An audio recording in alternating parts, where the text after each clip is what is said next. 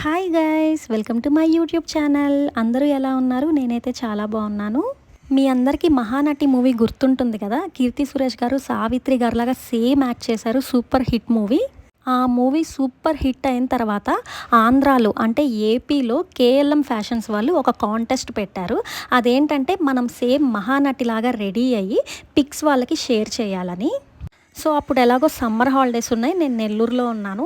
So నేను try చేద్దామని నేను నార్మల్గా పిక్స్ తీసుకున్నాను. ఈ కాంటెస్ట్కి నా ఫొటోస్ అయితే మా అన్నయ్య పంపించారు. ఏపీ వైడ్గా పెట్టారు. వాళ్ళకి చాలా పిక్స్ అయితే వచ్చాయంట.